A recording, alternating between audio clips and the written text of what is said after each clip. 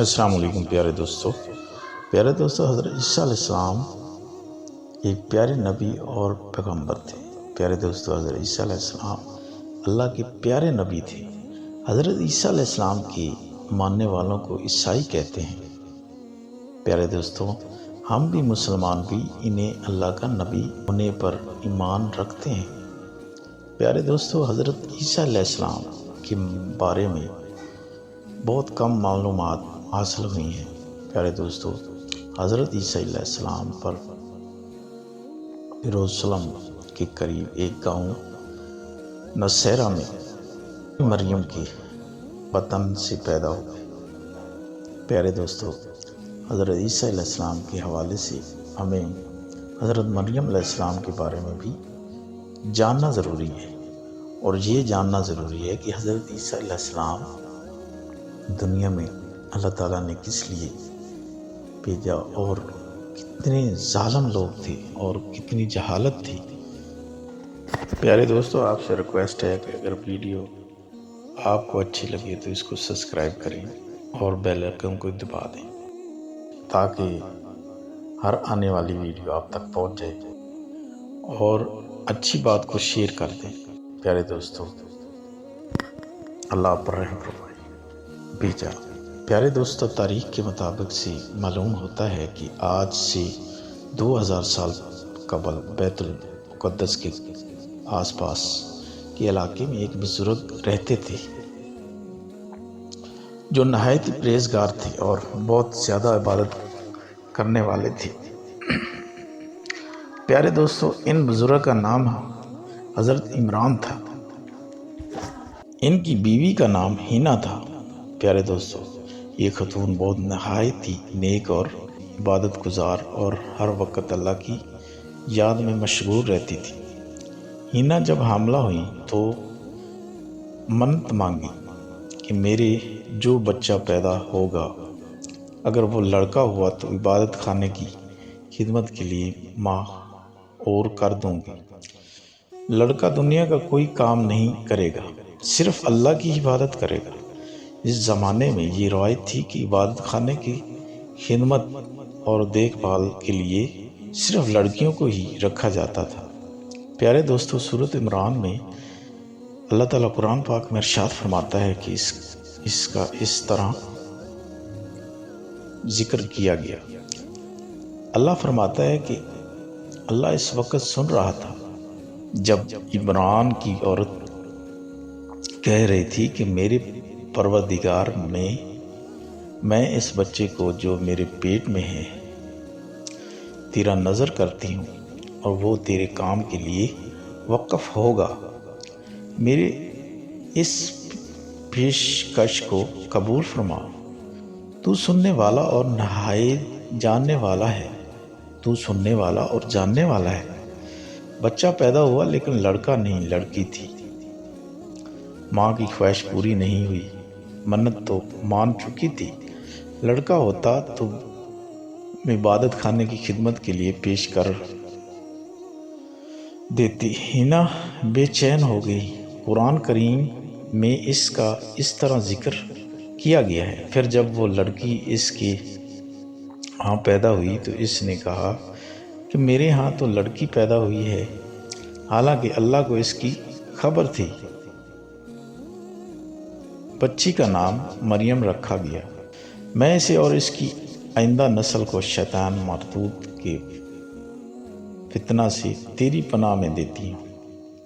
پیارے دوستو، سورۃ عمران، مریم عام بچوں کی طرح نہیں تھی، بلکہ اللہ نے خاص سعادت بخشی تھی۔ اللہ نے اس بچی کو غزیدہ بنایا۔ چہرے پر ایک خاص کشش تھی، ایک چمکدار نور تھا۔ جب مریم بڑی ہوئی تو سمجھدار بھی ہو گئی۔ اسے بیت المقدس کی عبادت گاہ جیسے ہیکل کہتے ہیں حوالے کر دیا گیا۔ وہ رات اور دن ذکر الہی اور عبادت میں مشغول رہتی۔ حضرت مریم نیک اور معصوم تھی۔ اخلاق بھی بے حد اچھا تھا، اسی کی بدولت عبادت گاہ احترام کرتا تھا۔ ہر خادم یہ سعادت حاصل کرنا چاہتا تھا۔ مریم اپنے حسن اخلاق اور اچھی عادتوں سے خادموں اور رہنماؤں کے دلوں میں گھر کر گئی۔ آپ چھوٹی بچی تھیں۔ حضرت مریم کو پرورش کرنے والا کوئی نہیں تھا۔ باپ جس کا نام عمران تھا جیسے پہلے ہی فوت ہو چکا تھا، یعنی وجہ یہ تھی کہ مریم کا کوئی پرسان حال نہ تھا۔ حضرت زکریا علیہ السلام بھی اسی عبادت گاہ میں زندگی گزار رہے تھے اور عبادت کرتے تھے۔ وہ رشتہ میں مریم کے خالو لگتے تھے۔ ان کی بھی خواہش تھی کہ مریم ان کی سرپرستی میں رہے۔ سرپرست بننے کی سب کو خواہش تھی۔ پیارے دوستو، اب اس کے لیے کیا کیا گیا جائے؟ سوچ بچار کے بعد قرآن اندازی ڈال دی گئی تو ہر مرتبہ حضرت زکریا علیہ السلام کا نام ہی آیا، تو انہوں نے ذمہ داری قبول کر لی۔ اس بارے میں قرآن مجید میں ارشاد ہوتا ہے۔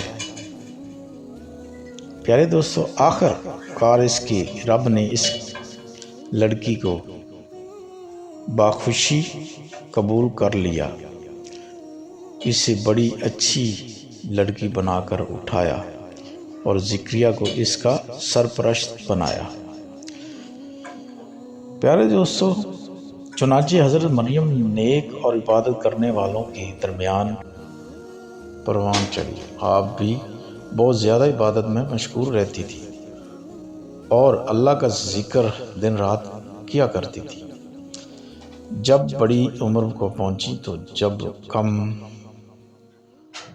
تو بہت زیادہ کم باہر نکلا کرتی۔ آپ کو غیب سے کھانا ملتا تھا۔ حضرت زکریا علیہ السلام کثرت آپ کی خیریت دریافت کرنے جاتے۔